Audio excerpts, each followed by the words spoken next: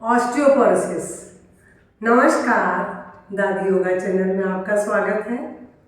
Osteoporosis वैसे तो ये किसी को भी हो सकती है समस्या, पुरुषों को, लेकिन ये बड़ी उम्र में होती है और महिलाओं को उनसे बहुत पहले ही शुरू हो जाती है, क्योंकि मेनोपॉज के बाद महिलाओं के शरीर में कैल्शियम का डिपॉजिट होना बंद हो जाता है।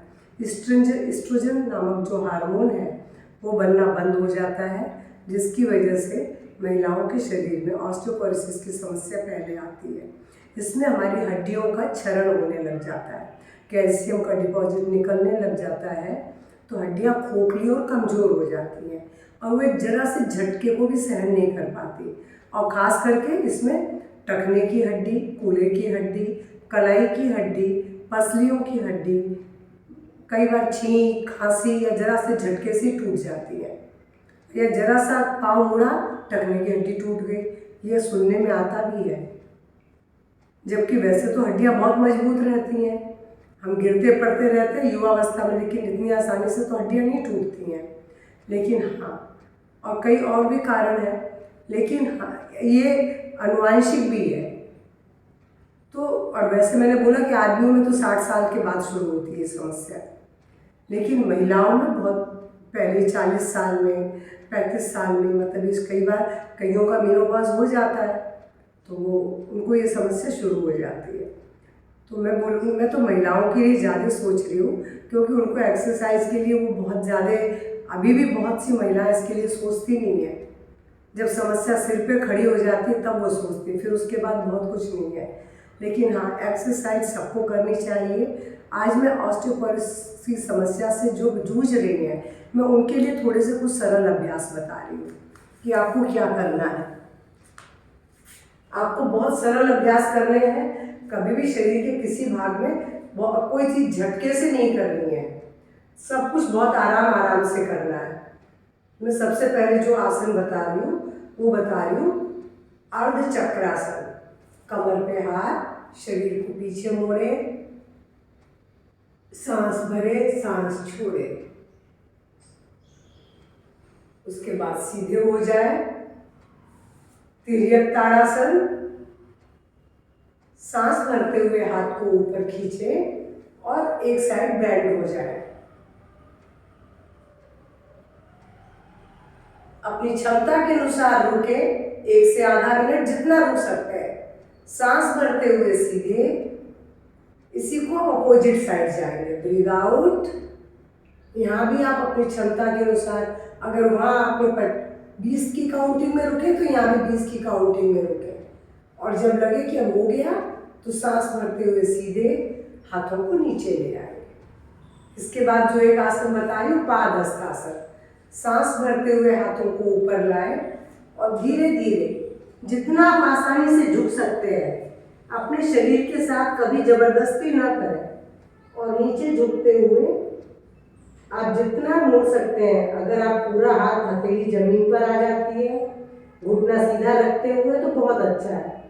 पर जनरली कर नहीं पाती हैं लोग, इस पोज में आ नहीं पाते, तो आप अपनी क्षमता के अनुसार आए। यहाँ सांस ले, सांस छोड़े। आपको सारे अभ्यास ऐसे कराए जा रहे हैं जिसमें कि आपकी मांसपेशियों को खिंचाव मिले, रक्त का संचार बढ़े और धीरे धीरे हड्डियां मजबूत हो। ये तो मैंने आपको बिल्कुल थोड़े से 3 अभ्यास बताए जो आप खड़े होकर आसानी से कर सकते हैं। इसमें और एक अभ्यास और बता रही हूँ, वो है वीरभद्रासन। ऐसे किया, सांस भरते हुए हाथ को ऊपर लाए और पीछे की ओर झुक गए।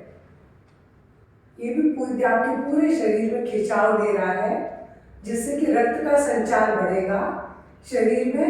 हड्डियों की तरफ जब रक्त पहुंचेगा तो हड्डियां धीरे धीरे मजबूत होंगी। Breathe out and relax. इसी को अपोजिट दिशा से भी करेंगे। सांस भरते हुए हाथ को पहले कानों से सटाए, फिर सिर और हाथ जितना पीछे आसानी से ले जा सकते ले जाए। अब यह श्वास प्रश्वास लेते रहे, छोड़ते रहे। पोस्चर को जितना मेंटेन कर सकते हैं करें, और उसके बाद ब्रीद आउट एंड रिलैक्स। जो लोग सूर्य नमस्कार कर सकते हैं उन्हें सूर्य नमस्कार जरूर करना चाहिए। मेरा एक वीडियो है सूर्य नमस्कार का, अगर अभी दिक्कत नहीं है तो आप धीरे धीरे उसका भी अभ्यास करें। और अब जो मैं आपको बता रही हूँ वो बता रही हूँ मंडूकासन। अगर घुटने में आपको तकलीफ नहीं है तो आप ये आसन जरूर करें। मुट्ठी बनाए, नाभि के ऊपर रखें और ब्रीथ आउट करते हुए ऐसे झुक जाए। यहाँ पर सांस भरें, सांस छोड़ें, सांस प्रश्वास के साथ 1 से 2 मिनट रुकें और उसके बाद 1 से 2 मिनट के बाद सांस भरते हुए सीधे हो जाए और रिलैक्स हो जाए। इसके बाद आपको क्या करना है, सुप्त वज्रासन। अगर आप कर पा रहे हैं, नहीं कर पाए, जिसमें आपको लगे कि ये पोज मैं नहीं बना पा रही हूँ तो बिल्कुल नहीं बना, छोड़ के दूसरा पोज बना लें। मैं आपको इसीलिए बहुत सारे पोज करके दिखा रही हूँ। आपको क्या करना है, सुप्त वज्रासन में ही बैठना है और धीरे धीरे पीछे की ओर आपको लेट जाना है। हाथों को पीछे ले जाए। आप देख रहे हैं इसमें जंघाओं की मांसपेशियों पर, आपके पेट के हाथों सब खींच रहा है, बैक की मसल्स भी खींच रही है। पूरे शरीर में रक्त का संचार इससे भी बढ़ता है। हालांकि इसके आसन के बहुत सारे लाभ हैं, लेकिन अभी तो मैं सिर्फ आपको पूरे शरीर में मांसपेशियों में खिंचाव आए ताकि रक्त जो है हड्डियों तक पहुंचे। तो ये मैंने भी थोड़े से अभ्यास आपको बताया। अभी बता रही हूँ पश्चिम ताड़ासन। पश्चिम ताड़ासन के लिए पाँव लंबे करें, सांस भरते हुए हाथों को खींचें और ब्रीथ आउट करते हुए अपनी क्षमता के अनुसार नीचे जाएंगे। आप कितना जा सकते हैं ये आपके ऊपर है। हो सकता है आप इतना ही जा पाए या इतना भी न जा पाए, लेकिन कभी जबरदस्ती अपने शरीर के साथ न करें। यहाँ पर ब्रीथ आउट की स्थिति में आने के बाद सांस लें, सांस छोड़ें और जितना रुक सकते हैं आधा मिनट, 1 मिनट रुकें और सांस भरते हुए हाथों को ऊपर खींचें और नीचे ले आए। इस आसन के बाद आपको पीछे भी झुकना है। अभी आप आगे झुके थे तो आप इसमें आ जाए। इसमें भी मैं आपको सरल बता रही हूँ। चलिए आज मैं आपको उष्ट्रासन का सरल पोज बता रही हूँ। आप पीछे झुक जाए, आंखें बंद, श्वास भरे, श्वास छोड़े। इस पोज में तो आप आसानी से 1 मिनट तक रुक सकते हैं, क्योंकि इसमें आपको दिक्कत नहीं है। जब आप ऐसा पोज बनाते हैं तो आपको तकलीफ लगती है, आप बहुत नहीं रुक पाते हो, तो मत बनाइए, आप ऐसे ही बना लीजिए। और फिर जब आप 1 मिनट या आधे मिनट हो जाए तो सीधे आ जाए। अब आपको इसमें क्या करना है मैं बताऊं, तो कुछ ज़्यादा नहीं करवाऊंगी और थोड़े से ऐसे ही आसन बता रही हूँ कि जो आपके शरीर को खिंचाव दे। धनुरासन। सांस भरते हुए शरीर को ऊपर उठाए, सांस भरे, सांस छोड़े।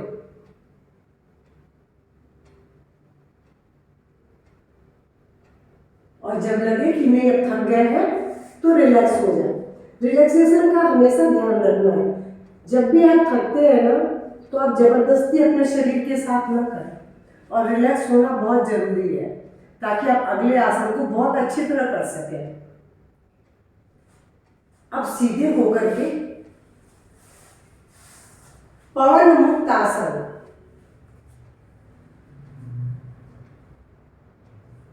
इस स्थिति में आप अपने आप को सांस लेते रहे, सांस छोड़ते रहे।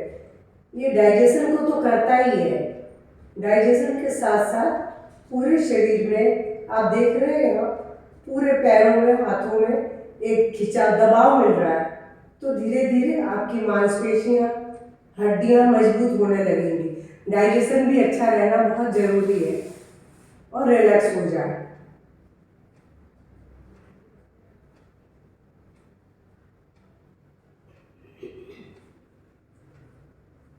इसके बाद मकरासन।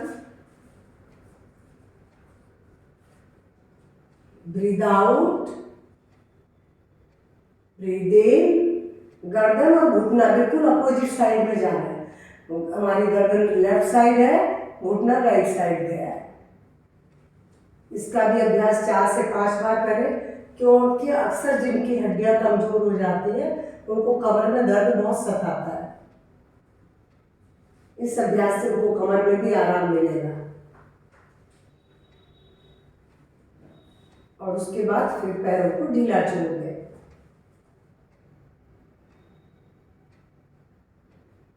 मैं इसीलिए बहुत थोड़े से सरल अभ्यास बताए जो हर कोई कर सकता है।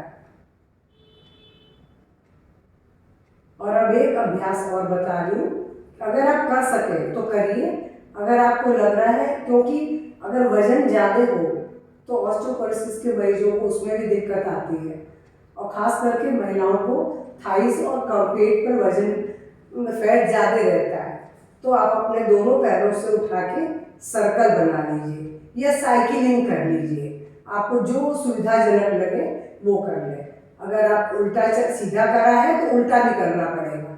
3 बार करें, 5 बार करें, 10 बार करें, ये आपकी अपनी क्षमता है कि आप कितना कर रहे हैं।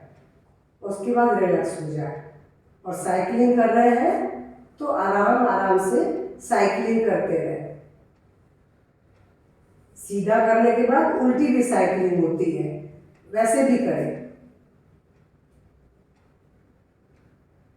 ये सारे अभ्यास आप देख रहे हैं कि आपके शरीर में रक्त के संचार को बढ़ा चुके हैं, क्योंकि रक्त संचार जब पूरे शरीर में बढ़ता है तो मांसपेशियों से, जो हड्डियों से जुड़ी हुई रक्त नलिकाएं हैं, वो आपकी हड्डियों को पोषण देंगी और हड्डियों को मजबूत करेंगी। करवट बदलते हुए उठ के बैठेंगे। और अब प्राणायाम के लिए मैं आपको बताऊं, आपके लिए बहुत ज़्यादा अभ्यास नहीं है, बहुत थोड़े से अभ्यास है। यहाँ भी आपको कपालभाति झटके के साथ नहीं करनी है, आराम आराम से करेंगे। आप अगर पद्मासन में बैठते हैं तो आप पद्मासन में बैठें, नहीं बैठ सकते तो वज्रासन में बैठें, उसमें भी नहीं बैठ सकते तो कुर्सी, पलंग, सोफे कहीं भी बैठ जाए। बस पीठ सीधी हो, आंखें बंद हो और ज्ञान मुद्रा हो। ज्ञान मुद्रा इसको बोलते हैं, टच द टिप। बाकी 3 फिंगर सीधी होंगी। बस आपको ऐसे ही बैठना है, और ऐसे बैठ करके आपको आंखें बंद कर लेनी है। और उसके बाद जो प्राणायाम मैंने बोला, कपालभाति का भी अभ्यास धीरे धीरे करना है, आपको बहुत फास्ट नहीं करना है। और उसके बाद जो दूसरा अभ्यास है, सूर्य भेद और उज्जाई। सूर्य भेद में आपको तीनों प्राणायाम करके बता रही हूँ। कर आप भ्रामरी भी सकते हैं, ओम चांटिंग भी। आपके समय कितना है आप देख लीजिए, मैं आपको सब करके बता रही हूँ। लेकिन सूर्य भेद इसलिए क्योंकि आपके शरीर को गर्मी मिलेगी, वो आपके लिए अच्छा है। तो मैं आपको पहले कपालभाति फिर सूर्य भेद करूँगी।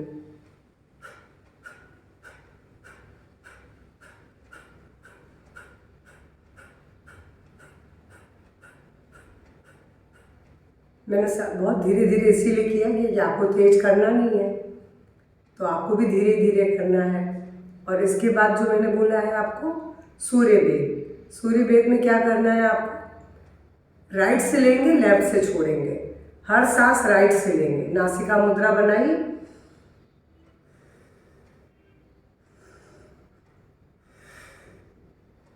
लेकिन अगर हाई बीपी है तो आप इसका अभ्यास मत कीजिएगा। हाई बीपी वालों को ये अभ्यास करना मना है, सूर्य भेद बिल्कुल मना है। फिर आप केवल उज्जाई और भ्रामरी कर लें। नाड़ी शुद्धि भी बहुत अच्छी है आपके लिए, क्योंकि प्राण का प्रवाह पूरे शरीर में बढ़ता है।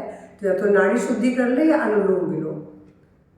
तो मैं आपको नाड़ी शुद्धि करके बता रही हूँ।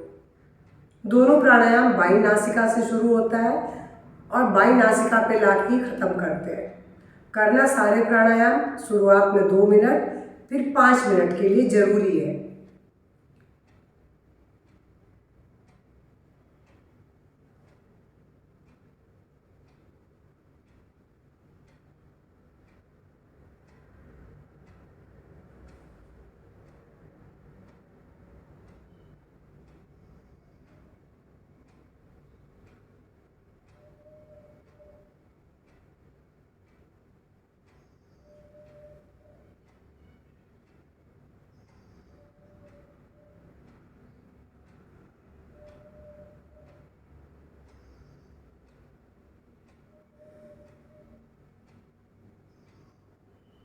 आपने देखा मेरे श्वासों की आवाज़ इसलिए नहीं आ रही थी कि नाड़ी शुद्धि में श्वास साउंडलेस ब्रेथ है, इसलिए मैं आवाज़ नहीं कर रही थी। अनुलोम विलोम में आवाज़ आती है। तो आज मैंने आपको नाड़ी शुद्धि करके बताया है, कपालभाति बताया है, और सूर्य भेद मैंने बोला जिनको हाई बीपी है, हार्ट पेशेंट है तो वो ना करें। और तीसरा अभ्यास मैं उज्जाई बता रही हूँ, जो उज्जाई महिलाओं के लिए बहुत अच्छा है, क्योंकि थायराइड की समस्या हो उससे भी आपको निजात मिलेगी और मन को तो शांत करता ही है।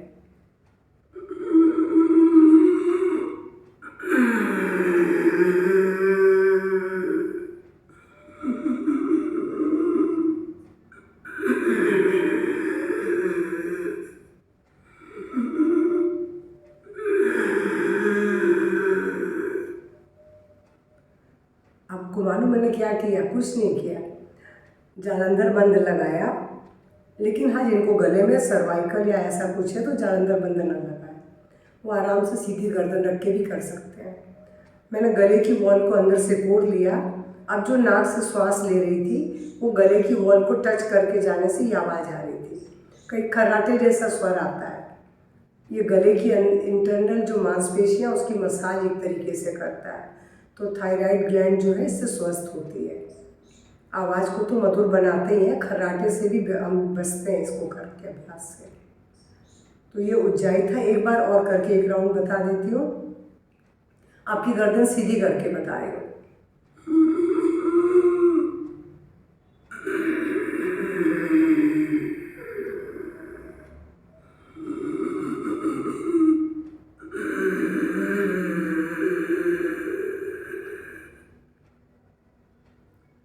इसमें मैंने जीभ को तालू पे लगा दिया था।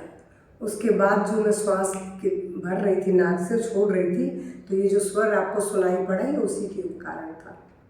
ये तो उज्जाई प्राणायाम है। और भ्रामरी प्राणायाम तो है ही सर। कान बंद करें, कान बंद करके आपको जीभ को तालू पे लगाना है। तालू पे लगाने के बाद मुंह बंद करके म बोलेंगे, सांस नाक से ही भरेंगे।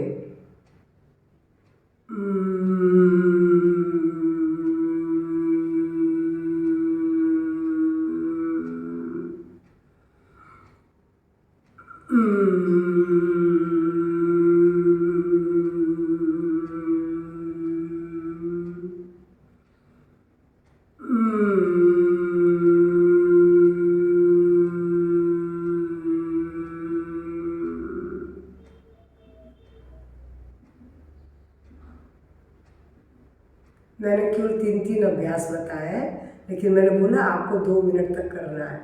अगर ये उज्जाई भी करते हैं तो 11 बार से कम ना करें। ओंकार भ्रामरी भी कर रहे हैं तो उसका भी अभ्यास 7 से 11 बार करें।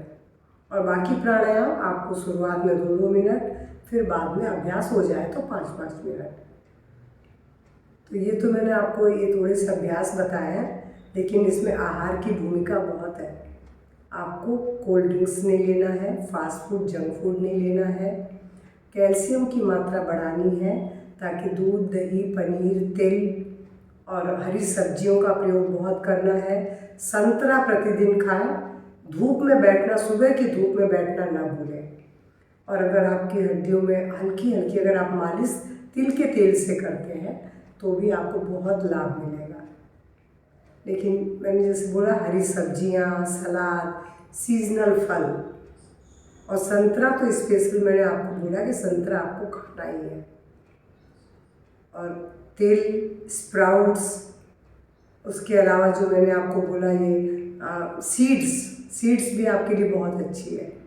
ड्राई फ्रूट्स जिसमें बादाम, अखरोट, किशमिश, मुनक्का, अंजीर। किशमिश प्रतिदिन लें, बाकी मुनक्का, अंजीर जब आपका एक दिन वो ले लें, एक दिन ऐसे ले लें। इस तरीके से अगर आप लेते हैं और भिजो करके ही खाना है, रात में भिजोएं, सुबह खाएं। सीड्स भी आप सुबह 2-3 घंटा पहले भिजो दें, उसके बाद स्प्राउट्स में मिला करके चबा के खा लें, कैसे भी खा लें। तिल में भी कैल्शियम बहुत होता है, इसीलिए मैंने बोला तिल जरूर खाएं, वो भी भिजा हुआ तिल 2 चम्मच। तो ये सब कैल्शियम की आपूर्ति करते हैं। दूध दही पनीर में भी वही कैल्शियम है, तो जो आपको लेना ही है। और junk food, fast food, sugar, इनसे दूरी बनाएं। कोल्ड ड्रिंक से दूरी बनाएं। शीतल पेय सभी से दूरी बनाएं। तो आप देखेंगे कि आपकी ऑस्टियोपोरोसिस की समस्या आपको बिल्कुल तंग नहीं करेगी, कोई बोन नहीं टूटेगी। एक्सरसाइज करें, स्वस्थ रहें, मस्त रहें। मेरा वीडियो अगर पसंद आए तो प्लीज़ लाइक करेंगे, शेयर करेंगे। इनका अभ्यास करके खुद को, अपने आप को स्वस्थ बनाएंगे। नमस्कार, धन्यवाद।